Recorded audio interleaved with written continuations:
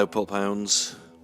So I'm back at work after lockdown, and I haven't quite finished researching the videos that I want to do. There's a couple I've got in the pipeline, but I want to try and get my facts as accurate as possible. So this is a bit of a lazy video, but it might give you a little bit of an insight into how I collect and what I look for and what I love. These are my top 10 favourite paperbacks, favourite editions, favourite content. Some aren't great content, but I love the cover. Some it's the whole package, some it's the book itself. So yeah, let's have a look at the first one. The first one is a real favourite book of mine. And this Panther Edition I absolutely love. This is one of the when I really first started properly collecting paperbacks when I was a teenager. This was one of the first I grabbed, and this is my original copy. And I just think it's wonderful. It's a great collection of stories anyway. The Hog genuinely scared me when the first time I ever read it, which is I love it when a story scares me. But it's I don't know, it's a classy book. It's a classy collection of stories. And you've just got this kind of distended belly, chain belt dude with a funky fro. And the furious hog after him. It just... Things that kind of freak me out a little bit appeal to me. If I can't make sense of it, it appeals to me. Next up is this bad boy. This was the book that got me into more adult-orientated horror. As a kid, I remember this book, and I remember my dad reading it on nights, as I've spoken about in previous videos. My dad would read on nights. And he put it on the kitchen table, and my mum had to go at him, because I picked it up and went, oh my God, look at that. And she was like, do you have to leave that there? And then my mum forbade me from ever looking at paperbacks that Dad had. So, of course, you make something forbidden to a child and they want to know what the hell's going on. What happened in this book in my head, as I imagined it, was a hell of a lot worse than what actually happens in the book. But it's quite good fun. I mean, there's so many Crabs books. I think there's about 6 Crabs books that Guy and Smith did. And, they come up from the sea, they're defeated. They come up in an inland waterway, they're defeated. They come up a fjord, they're defeated. They come up one of Britain's industrial canals, they're defeated. There's only so many kind of bodies of water that go inland that the Crabs can utilise. Next up is this one. And it's not the greatest anthology, I have to say. As much as I admire Herbert Van Thal as an anthologist, it is kind of like The Signalman by Charles Dickens. There's a bit of Lee Fanu in there, Elizabeth Gaskell, Robert Louis Stevenson, that kind of stuff. And although that's cool, you see it a lot in anthologies, so it's not an inspired anthology. But it's one of my favourite book covers just because, again, it's sinister. You don't really know what's going on. And there's so many brilliant kind of clanking chains ghost anthology books. It's so nice just to have just something sinister, just a single striking image that you can't quite explain. And I find that so appealing. Next up is this. Oh, look at that. It's uncredited, but I think that's a Tony Macero cover. Who did some of the the Don Gluck Frankenstein books. It's one of my favourite films because it's a real dichotomy. The actual stories in the individual stories, it's a portmanteau movie if you haven't seen it. There's some of my favourite sections of portmanteau movies ever. The Village of Ghouls, the guy that whistles. Oh, they're just so good and so stylish. And yet the linking parts of the movie, actually set in the Monster Club, are dreadful, laughably bad, with B.A. Robertson trying to be spooky. And it's there's more in the book than there is in the film, and it's just wonderful. I absolutely love that. Okay, next is this brilliant anthology, but it's just like, no, what off, no. Why are you coming up my stairs in the dark at night? You strange, tiny girl, big-faced man, long hair, hippie, Gandalf. Yeah. As I said earlier on in this video, if something's sinister and odd, then it freaks me out. It's a brilliant anthology, and Volume 1 is brilliant. It's there's a lot of stuff you wouldn't expect. A lot of authors that you wouldn't expect as well. Stuart Farrer, the occultist. There's Alex Hamilton.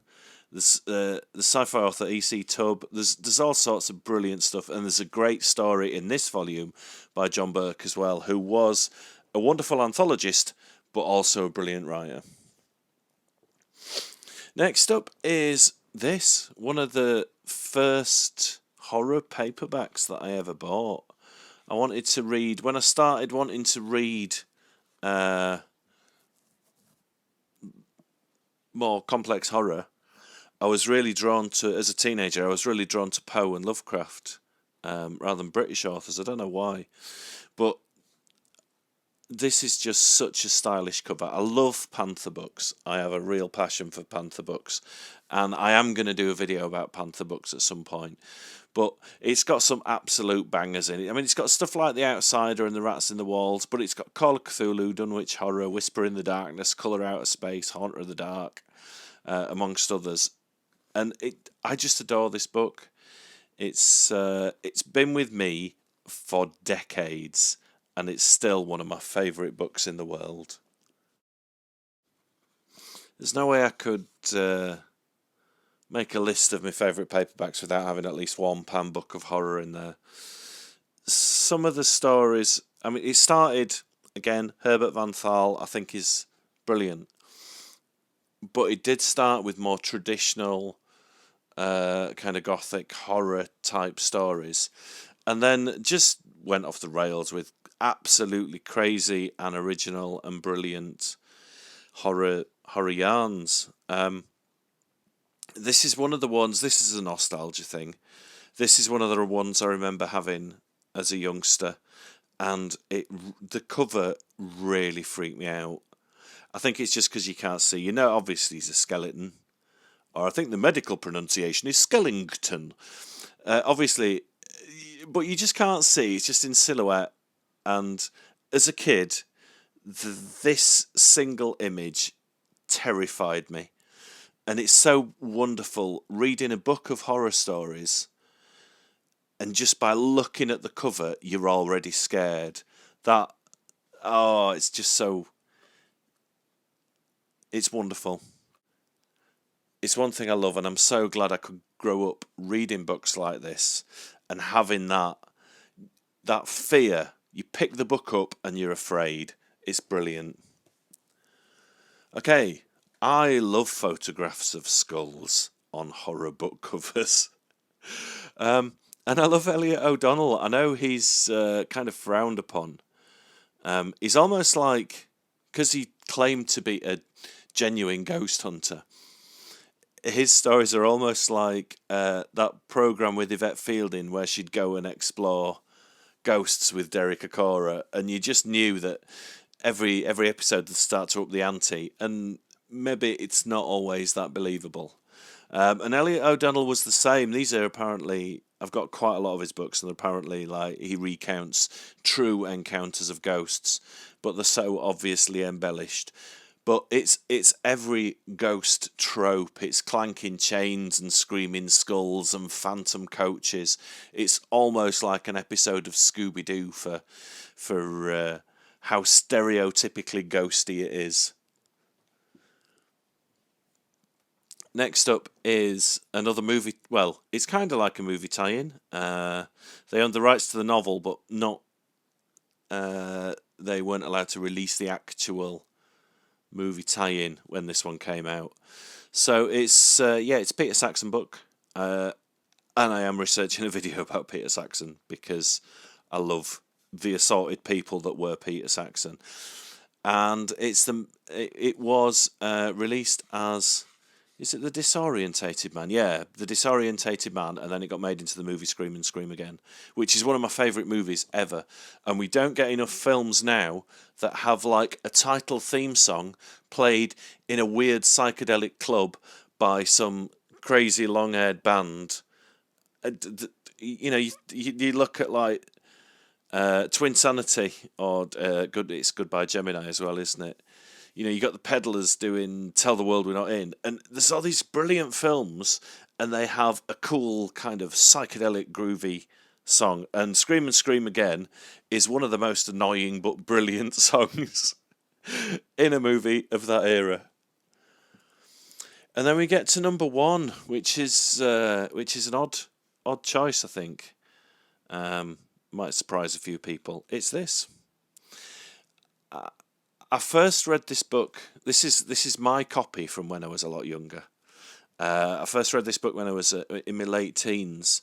I'd imbibed some substances that may adjust your perception of the world, and I sat and read this, and it terrified me.